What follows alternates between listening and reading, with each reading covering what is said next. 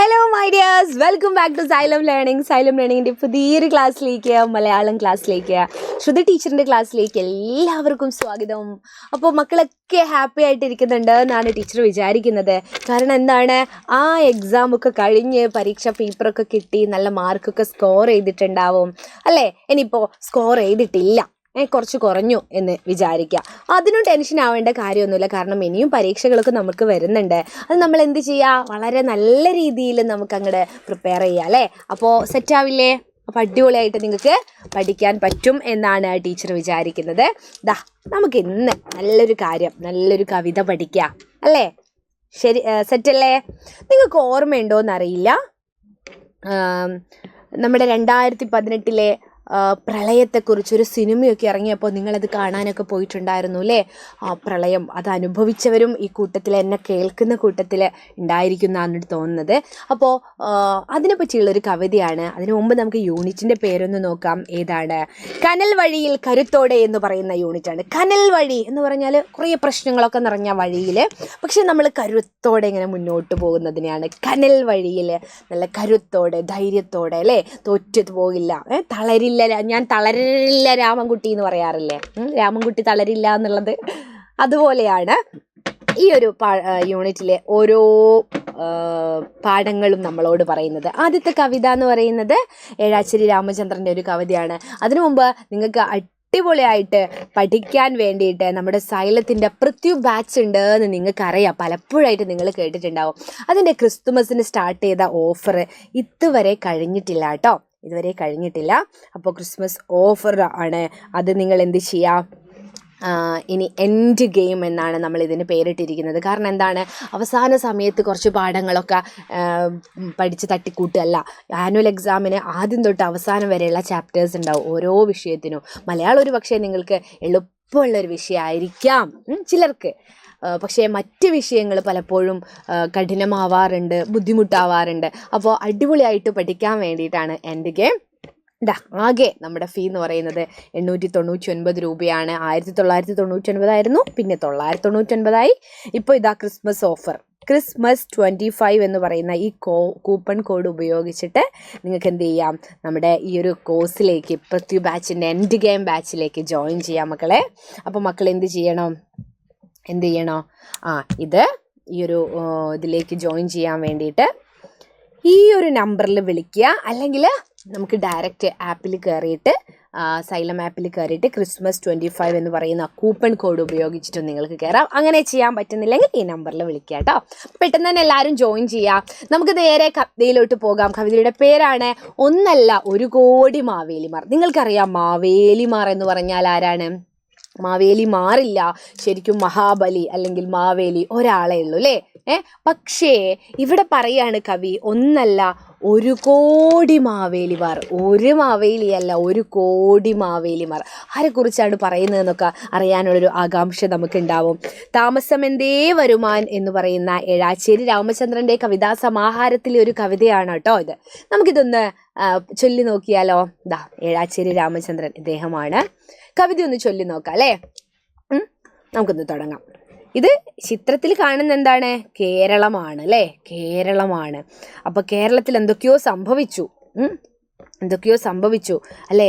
ആ വെള്ളമൊക്കെ കാണുന്നുണ്ട്. യെസ്, അതാണ് ഞാൻ പറഞ്ഞത്, പ്രളയം വന്ന സമയത്ത് അതിന് ശേഷമുള്ള, പ്രളയാനന്തരം ഉള്ള ഒരു ഓണം, പ്രളയം വന്നതിന് ശേഷമുള്ള ഒരു ഓണം എങ്ങനെയായിരുന്നു എന്നാണ് നമ്മൾ ഈ ഒരു കവിതയിലൂടെ കാണുന്നത്. അതെങ്ങനെ ആളുകൾ അത് നേരിട്ടു എന്നും കൂടെയാണ് ഏഴാച്ചേരി രാമചന്ദ്രൻ്റെ കവിതയിലൂടെ പറയുന്നത്. നമുക്ക് നോക്കാം.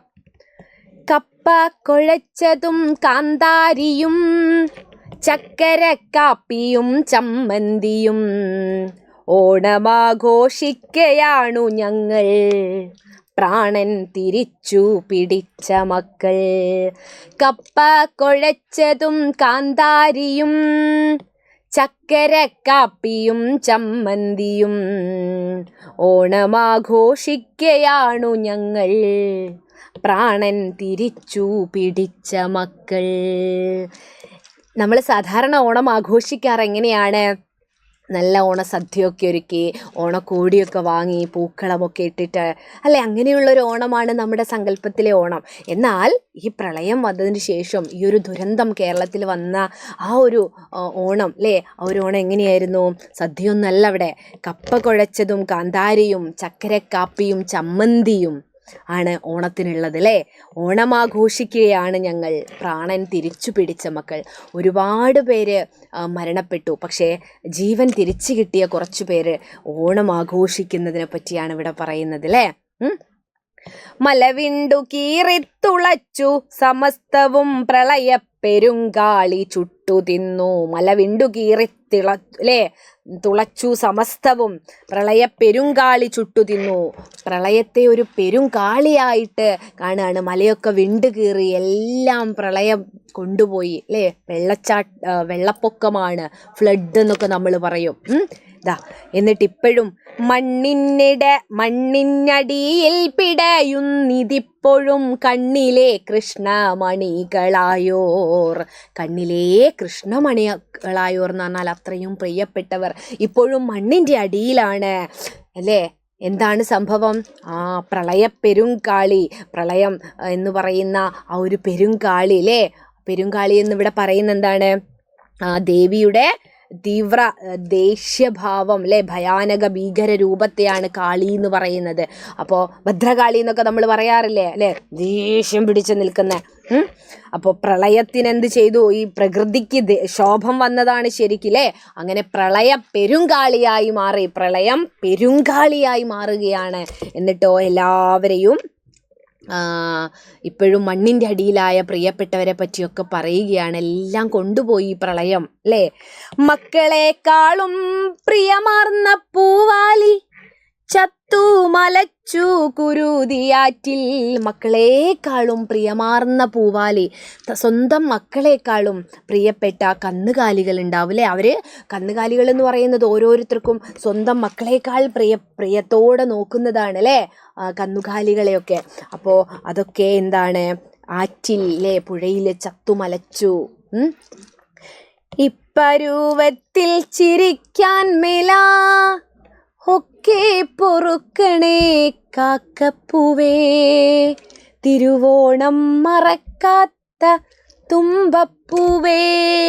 ഈ പരുവത്തിൽ ഇങ്ങനെ ഞാൻ എങ്ങനെ ചിരിക്കും അല്ലേ. ഒക്കെ പൊറുക്കണേ കാക്കപ്പൂവേ, തിരുവോണം മറക്കാത്ത തുമ്പപ്പൂവേ. തിരുവോണം ഓണനാളിൽ എന്ത് ചെയ്യും? തുമ്പപ്പൂവും കാക്കപ്പൂവും മുക്കുറ്റിയും ഒക്കെ ഉണ്ടാവും അല്ലേ. അപ്പോൾ കവി പറയുന്നതാണ്, ഈ ഒരു സമയത്ത് ഇങ്ങനെ ഓണമാണ് എന്നൊക്കെ അറിയാം, നിങ്ങളൊക്കെ ഓണം മറക്കാതെ പൂത്തിരിക്കുകയാണ്, പക്ഷേ ഞങ്ങൾക്ക് അങ്ങനെ ചിരിക്കാൻ പറ്റുന്നില്ല. പ്രിയപ്പെട്ടവരെല്ലാം നഷ്ടമായി, മക്കളെക്കാളും പ്രിയമാർന്ന പൂവാലികളൊക്കെ ചത്തുമലച്ചിരിക്കുകയാണ്, പിന്നെ ഞങ്ങൾ എങ്ങനെ ചിരിക്കും എന്നാണ് കവി പറയുന്നത്. പിന്നെ ഇതാ, വട്ടത്തിൽ കൈകോർത്തു പാടി കളിക്കുന്ന മുറ്റം കരിമ്പുഴ കാർന്നു തിന്നു. ഉത്രാട രാവിലെ പാൽ നിലാവേ ഒക്കെ നിനക്കറിവുള്ളതല്ലേ. വട്ടത്തിൽ കൈകോർത്തു പാടി കളിക്കുന്ന കളി എന്താണ്? തിരുവാതിരക്കളി. സ്ത്രീകൾ വട്ടത്തിൽ നിന്നിട്ട് തിരുവാതിരക്കളിയിലെ പാട്ടുപാടി കളിക്കുന്ന, വിളക്കൊക്കെ വെച്ച് പാട്ടുപാടി കളിക്കുന്ന കളി തിരുവാതിരക്കളി. അതെവിടെ വെച്ചാണ് കളിക്കാറുള്ളത്? ഓരോ വീടിൻ്റെയും മുറ്റത്ത് അല്ലേ. ആ മുറ്റം ഇപ്പോൾ എന്താണ്? കരിമ്പുഴ, കറുത്ത പുഴ. അതായത് കറുത്ത പുഴയായത് എങ്ങനെയാണ്? എല്ലാം കുത്തിയൊലിച്ച് വന്ന് പുഴ അല്ലേ, പുഴ വീട്ടിലേക്കൊക്കെ കയറി വന്നതാണ്. ആ മുറ്റമൊക്കെ കാർന്നു തിന്നു. ഈ മുറ്റമൊക്കെ പോയി അല്ലേ. ഉത്രാട രാവിലെ പാൽനിലാവേ. ഉത്രാടെന്ന് പറയുന്നത് തിരുവോണത്തിൻ്റെ തലേ ദിവസത്തെയാണ് നമ്മൾ ഉത്രാടെന്ന് പറയുന്നത്. അപ്പോൾ ആ ദിവസം നല്ല നിലാവുള്ള ദിവസമാണ്. ആ ദിവസത്തെ നിലാവേ അല്ലേ, നിലാവിന് അറിയാലോ, നിനക്കറിയുന്നതല്ലേ ഇതൊക്കെ, നീ ക്ഷമിക്കില്ലേ എന്നുള്ള അർത്ഥത്തിലാണ്, നിനക്കറിയാവുന്നതല്ലേ എന്ന് കവി ചോദിക്കുകയാണ്. പിന്നെ, എന്നാലും ഞങ്ങൾ പിടിച്ചു നിൽക്കും, കൊന്നാലും വീണ്ടും മുളച്ചു പൂക്കും. എന്നാലും ഞങ്ങൾ പിടിച്ചു നിൽക്കും അല്ലേ, കൊന്നാലും വീണ്ടും മുളച്ചു പൂക്കും. നന്മത്തിരി കത്തിച്ചായിരം കയ്യുകൾ ഒന്നിച്ചു നീളുന്ന ചേലു കണ്ടോ. എന്നാലും ഞങ്ങൾ പിടിച്ചു നിൽക്കും അല്ലേ? കൊന്നാലും വീണ്ടും മുളച്ചു പോക്കും. ഞങ്ങൾ ഇതൊക്കെ വന്നോട്ടെ, ഞങ്ങൾ എന്ത് ധൈര്യത്തോടെ, അല്ലേ? തോൽക്കില്ല, ഞങ്ങൾ പിടിച്ചു നിൽക്കും. കൊന്നാലും വീണ്ടും മുളച്ചു പോക്കും. നന്മത്തിരി കത്തിച്ചായിരം കയ്യുകൾ ഒന്നിച്ചു നീളുന്ന ചേലു കണ്ടോ. നന്മത്തിരി കത്തിച്ചായിരം കയ്യുകൾ എന്ന് പറഞ്ഞാൽ എന്താ? ഓരോരുത്തരും മറ്റുള്ളവർക്ക് സഹായമാകുകയാണ്, പരസ്പരം താങ്ങായും തണലായും മാറുകയാണ്, അല്ലേ? ബാക്കി ജീവനോടെ ഉള്ളവർ. പിന്നെന്താണ്? ഇത് സഹായം വേണ്ടവർക്ക് സഹായം ചെയ്തു കൊടുക്കുകയാണ് മറ്റുള്ള ജില്ലയിലുള്ളവർ, മറ്റുള്ള സംസ്ഥാനത്തുള്ളവരൊക്കെ, അല്ലേ? പക്ഷേ ഞങ്ങൾ തോറ്റുകൊടുക്കാൻ തയ്യാറല്ല, ഇങ്ങനെയൊക്കെ വന്നോട്ടെ എന്നാണ് കവിതയിൽ പറയുന്നത്. ആയിരം ആയിരം മാവേലിമാർ ആണായും പെണ്ണായും കാവൽ നിൽക്കേ. മാവേലിമാർ എന്ന് പറയുന്നത് ഓരോ മനുഷ്യരെയുമാണ്, ഓരോ ആണിനെയും പെണ്ണിനെയുമാണ് മാവേലിമാർ എന്ന് പറയുന്നത്, അല്ലേ? ആ മാവേലിമാർ കാവൽ നിൽക്കുമ്പോൾ ഓണത്തിനിക്കുറി നമ്മൾ പാടും. ഓണത്തിനിക്കുറി നമ്മൾ എന്താണ് പാടുന്നത്? കേരളം എന്നുള്ള സംഘഗാനം. കേരളം എന്നുള്ള സംഘഗാനം കേരളത്തിൻ്റെ ഒത്തൊരുമയാണ് ഇവിടെ കാണിക്കുന്നത്. കേരളം എന്നുള്ള സംഘഗാനം എന്ന് പറയുമ്പോൾ കേരളീയരിലെ മലയാളികൾ ഒരു പ്രശ്നം വരുമ്പോൾ എല്ലാവരും കൂടെ ഒരുമിച്ചങ്ങ് നിൽക്കുകയാണ്, അല്ലേ? എല്ലാവരും കൂടെ ഒത്തൊരുമയോടെ നിൽക്കുന്ന ആ ഒരു കാഴ്ചയാണ് നമ്മൾ ഓരോ ദുരിതത്തിലും നമ്മൾ കണ്ടത്. കൊറോണക്കാലായിക്കോട്ടെ, അതിനുശേഷം നിപ്പയായിക്കോട്ടെ, പ്രളയമായിക്കോട്ടെ, ഈ തൊട്ടടുത്ത് കഴിഞ്ഞ ഉരുൾപൊട്ടലായിക്കൊള്ളട്ടെ, അല്ലേ? എല്ലാറ്റിനും എന്താണ്? സഹായഹസ്തവുമായിട്ട് നന്മ പറ്റാത്ത കുറേ മനുഷ്യരിങ്ങനെ ചുറ്റും ഉണ്ടാവുകയാണ്. അതാണ് ഇവിടെ പറയുന്നത്. മർത്യ ജീവിതം എന്നൊരു ഉയർപ്പുഗാനം. മർത്യൻ്റെ ജീവിതം, മനുഷ്യൻ്റെ ജീവിതം എന്നൊരു ഉയർപ്പുഗാനം നമ്മൾ ഇക്കുറി പാടും, ഓണത്തിന് പാടും എന്നാണ് കവി പറയുന്നത്.